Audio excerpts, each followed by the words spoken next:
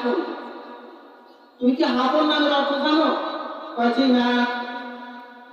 হাফন অর্থ হলো চামচিকা, যে চামচিকা মানুষের ঘরের কোনায় কোনায় ঘুরে দৌড়ায়। তোমার সন্তানের নাম রাখছো চামচিকা, তুমি কিভাবে আশা করো তোমার কথা শুনবে? কিভাবে তুমি আশা করো তোমার বাচ্চা তোমার কথা শুনবে? সন্তানের ভালো একটা নাম রাখা মা বাবার দায়িত্ব, সন্তানের হক। আল্লাহর নবী বলেন তুমি ভালো একটা নাম রাখবা, তারপরে আদাবাহু, তাকে আদব শিক্ষা দাও। আদব, আদব বলতে দিনী শিক্ষায় শিক্ষিত করা, দিনী শিক্ষায় শিক্ষিত করা। যার ভিতর কোরআন হাদিসের জ্ঞান আছে, ওই ব্যক্তি কিভাবে চলতে হবে, বড়কে শ্রদ্ধা করতে হবে, সে অটোমেটিক জানবে। আদব, যখন আমরা ছোট ছিলাম, রাস্তাঘাটে বেদবি করলে, মারামারি করলে, যারা মুরব্বী আমাদেরকে ধমক দিত, তাদেরকে ভয় পেয়ে দৌড়াইতাম। এখন যদি মুরব্বীরা কারো ছোট বাচ্চা, কোনো ছোট বাচ্চাকে ধমক দেয়, বাচ্চা আরো লাফায় ওঠে, মুরব্বীর দিকে দাঁত চালায়, তাকায়, ঠিক কিনা বলেন? আর এরকম আছে, অন্য সন্তানকে শাসন করলে মা বাবা খুশি হয় না, আরো পাল্টা তার কাছে জবাবদিহি করতে হয়। আমার ছেলেকে কেন আপনি শাসনের ধমক দিলেন? অন্যকে শাসন করার না অধিকার তেমন নিজের সন্তানকে ডাকার কেমন? এরকম আল্লাহ রাসূল বলেন তুমি দিন শিক্ষা দাও, আদব শিখাও। কোরআন হাদিসের দিন জ্ঞান যদি কারোর ভিতর থাকে, আল্লাহ তাআলা অটোমেটিক তাকে দিনদার বানায় দেন। যেরকম পৃথিবীতে অনেক শিক্ষায় শিক্ষিত মানুষ আছে, সবাই সম্মান পায়।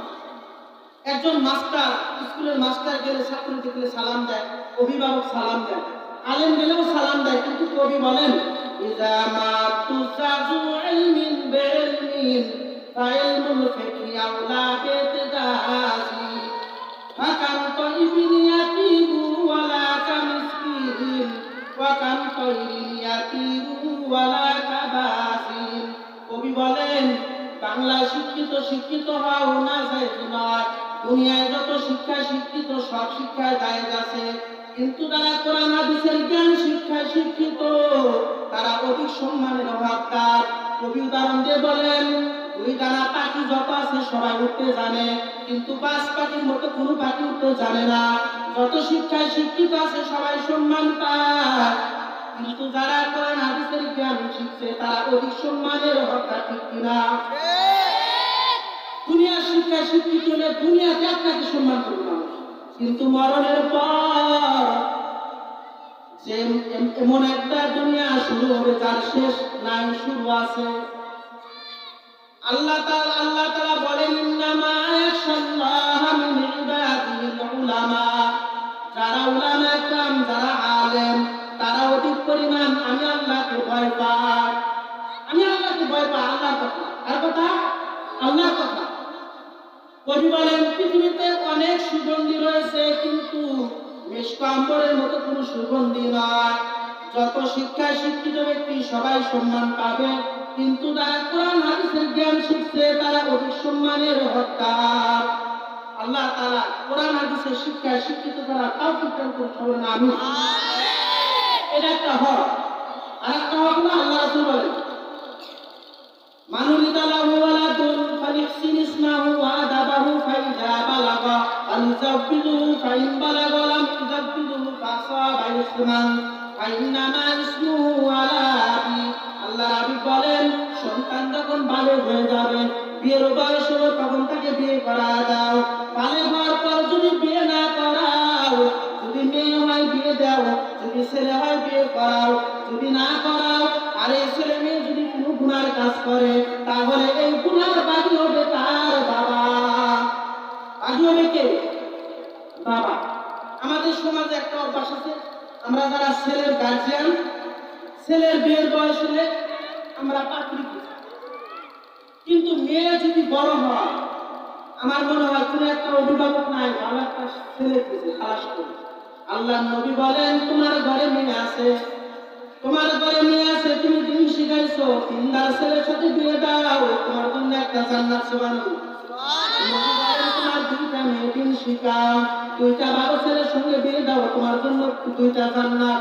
তিনটা কন্যা আছে, তিনটা কন্যাকে দিনদার বানাও, দিনদার ছেলের সঙ্গে বিয়ে দাও, তিনটা জান্নাত। সুবহানাল্লাহ। আমরা নিজের অপমান মনে করি, মেয়ে আমার, আরে মেয়েকে দিন শিখান, কথা শিখান, শিখানোর পর আপনার মেয়ে উপযুক্ত হয়েছে, ভালো ছেলে তালাশ করেন, কোথায় আছে? অভিভাবককে বলেন ভাই আপনার ছেলে আছে, আমার একটা মেয়ে আছে, দেখুন তার কি করা যায় কিনা।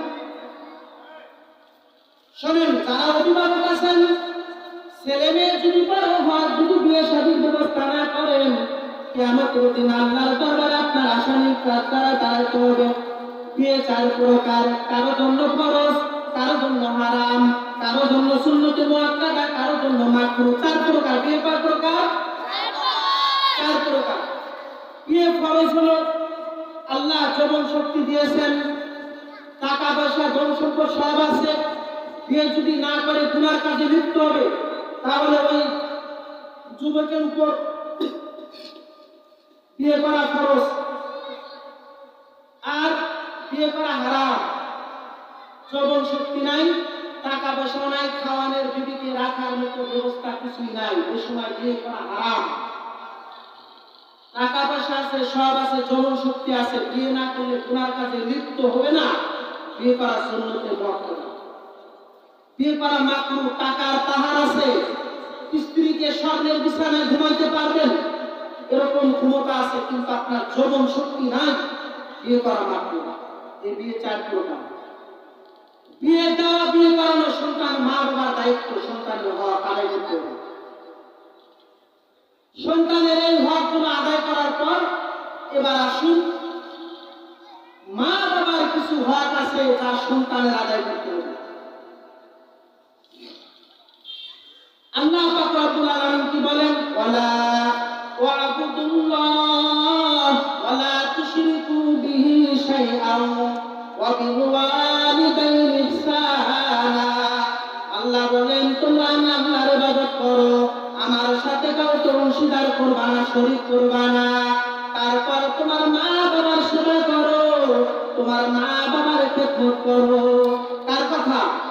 আল্লাহ বলেন আল্লাহর কথা। মা বাবার স্থানের পরে, আল্লাহর ইবাদতের পরে মা বাবার ইবাদত করতে হবে। এই কথা হলো আল্লাহর কথা। আল্লাহ পাক রব্বুল আলামিন কোরআনের ভিতর বলেন এটা আল্লাহর কালাম, আপনারা দেখতেছেন, আমার কোনো বানানো কোনো কথা না। আল্লাহ তাআলা কি বলেন? ওয়াকাদা রাব্বুকা আল্লা তা'বুদু ইল্লা ইয়্যাহ ওয়া বিল ওয়ালিদাইনি ইহসানা ইম্মা ইয়াবলুগান্না ইনদাকাল কিবারা আহাদুহুমা আও কিলাহুমা ফালা তাকুল লাহুমা উফফিন ওয়া লা তানহারহুমা ওয়া কুল লাহুমা কাওলান কারীমা ওয়াগফির লাহুমা জানাহা যুল্লি মিনার রাহমাহ ওয়া কুল রাব্বিরহামহুমা কামা রাব্বায়ানি সগীরা। সন্তানের হকগুলো আদায় করার পর এবার আল্লাহ বলেন তুমি সন্তানের হক আদায় করেছো, এবার আল্লাহ হলো তোমার হক আদায় করবে সন্তান। আমি নির্দেশ দিলাম, আল্লাহ বলেন ওয়াকাদা রাব্বুকা, তোমার হক আদায় দিয়েছেন, ফয়সালা করে দিয়েছেন। আমি আল্লাহর ইবাদত করার পর তোমরা তোমার মা বাবার খেদমত করবা, মা বাবার সেবা করবা। ইম্মা ইয়াবলুগান্না ইনদাকাল কিবারা আহাদুহুমা আও কিলাহুমা, আল্লাহ বলেন তোমার জীবদ্দশায় যদি তোমার মা বাবা অথবা মা বাবা থেকে একজন মৃত্যু অবস্থায় যদি তোমার নিকট পৌঁছে, তাহলে কি করবা?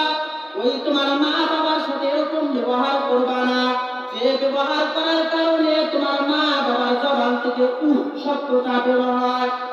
আল্লাহ বলেন ওয়ালা তানহারহুমা, সাবধান, তোমার মা বাবাকে তুমি ধমক দিবা না। ওয়া কুল লাহুমা কাওলান কারীমা, আল্লাহ বলেন তোমার মা বাবার সঙ্গে তুমি সম্মানজনক কথা বলবা, সম্মানজনক কথা বলবা, খারাপ কথা বলবা না।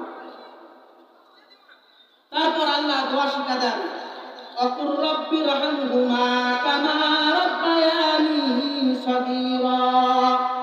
আল্লাহ বলেন যে তোমরা দোয়া করবে, হে আল্লাহ আমার মা বাবার প্রতি তুমি রহমত করো, দয়া করো।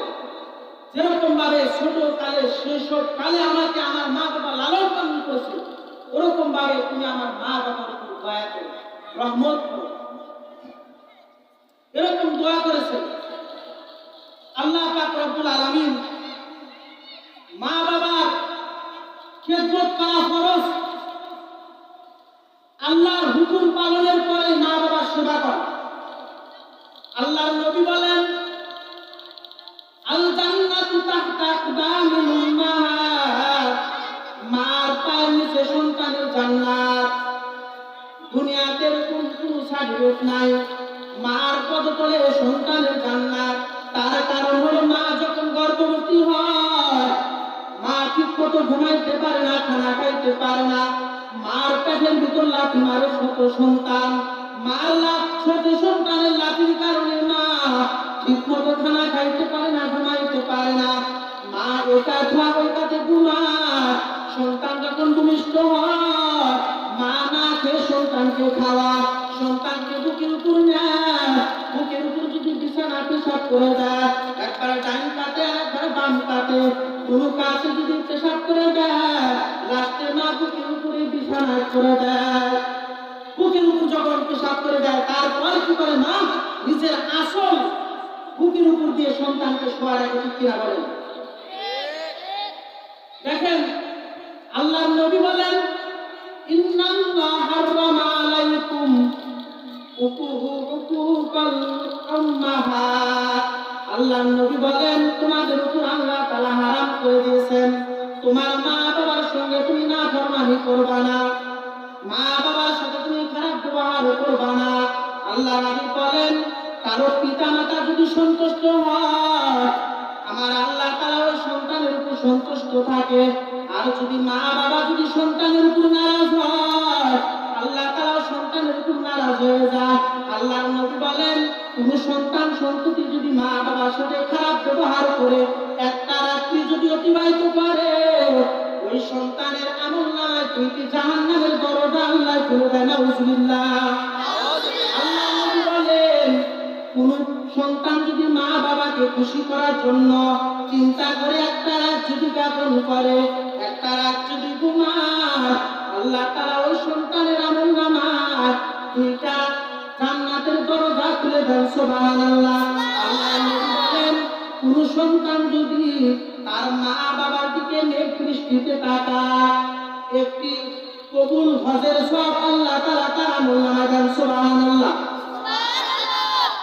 কিন্তু অনুগত সন্তান হবে, অনুগত সন্তান যদি মা বাবার চেহারার দিকে তাকায়, তাহলে একটি কবুল হজের সওয়াব পাবে। আল্লাহর নবী সাহাবীরা বললেন, হুজুর যদি আমরা 100 বার যদি এরকম ভাবে তাকাই, আল্লাহর নবী বললেন, সাহাবীরা তোমার মা বাবার দিকে যদি তুমি অনুগ্রহের দৃষ্টিতে একবার নজর দাও, 100 বার যদি তাকাও, আমার আল্লাহ তাআলা 100 হজের সওয়াব তোমার আমলনামায় দিবেন। সুবহানাল্লাহ। আল্লাহু সুবহানাল্লাহ। 100টা হজের সওয়াব। সুবহানাল্লাহ। দেখেন আমি আরেকটা আয়াত পাঠ করেছি, আল্লাহ তাআলা এখানে এক সাহাবীর ঘটনা বলেন। আমি এই ঘটনাটা আয়াতটা বলে আমি শেষ করব ইনশাআল্লাহ। সাদ ইবনে আবু ওয়াক্কাস রাদিয়াল্লাহু তাআলা, উনি উনার মার অনেক ভক্ত ছিল, মাকে অনেক মহব্বত করতেন। সাদ ইবনে আবু ওয়াক্কাস রাদিয়াল্লাহু তাআলা আল্লাহর নবীর দরবারে গিয়ে ইসলাম গ্রহণ করতেন। সাদ রাদিয়াল্লাহু তাআলা আনহুর মা জানতেন যে আমার সন্তান সাদ ইসলাম গ্রহণ করেছে। তখন সাদের মা বললেন, বাবা সাদ, আমি শুনলাম তুমি নাকি মুহাম্মাদের ধর্ম গ্রহণ করেছ। সাদ রাদিয়াল্লাহু তাআলা বললেন, মা আমি মুহাম্মাদের চেহারার দিকে যখন তাকাইলাম, আমি আর ঠিক থাকতে পারলাম না, মুহাম্মাদের হাত ধরে আমি ঈমান আনছি। মা সাদ রাদিয়াল্লাহু তাআলা মা বললেন, বাবা সাদ, কোনদিন তুমি আমার কথার অবাধ্য হও নাই, আমাকে মানো নাই, এরকম কোন ইতিহাস নাই বাবা। আজকে আমি তোমাকে আদেশ করলাম, এই মুহূর্তে তুমি মুহাম্মাদের কাছে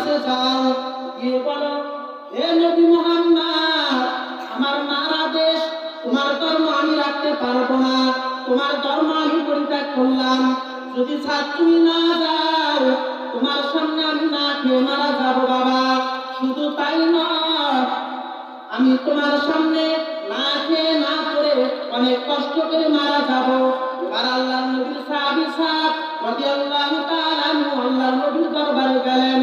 এ বললেন, ইয়া রাসূলুল্লাহ, ইয়া হাবিবাল্লাহ, আমি ইসলাম গ্রহণ করার কারণে আমার মা আমাকে বলতেছে, সাদ যদি তুমি ইসলাম ধর্ম ত্যাগ না করো তাহলে আমি তোমার সামনে না খেয়ে মারা যাব।